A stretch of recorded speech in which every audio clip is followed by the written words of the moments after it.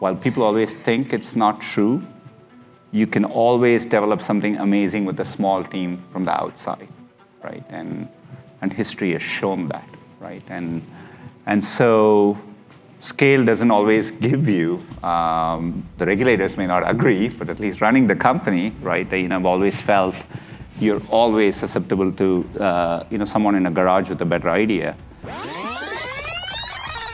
When you started as CEO, the company was already a very big company, $400 billion. Now it's almost $2 trillion. It's a lot bigger. You have almost 200,000 employees. The company is, everyone thinks of it as being hugely entrepreneurial and innovative, and it is. How do you do that at the scale you're talking about? What are the things you have to do to keep a 200,000 person company being innovative?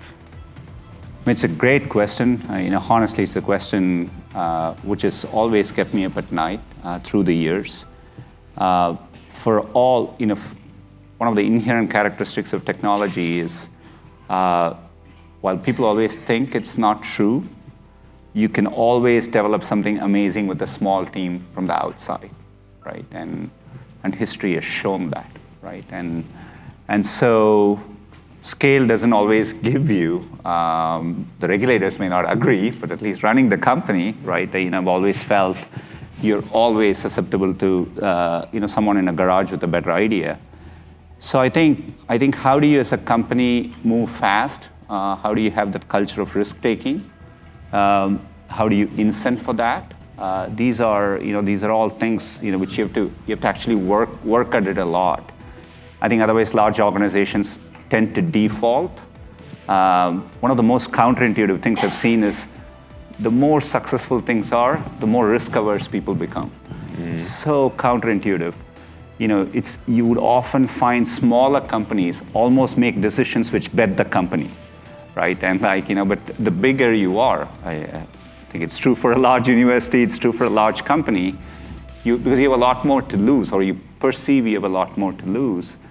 And so you find, you don't take as many ambitious risk-taking initiatives. So you have to consciously do that.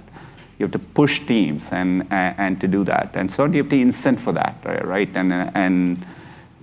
So one example of it is, I think a lot about is how do you reward effort and risk-taking and good execution, not always outcomes, right? Because it's easy to think you should reward outcomes, but then people start gaming it, right? People take conservative things in which you would get a good outcome, right? So, when you're running a large company, you have to ask yourselves all these questions over and over again, and it's part of bending that company at that scale.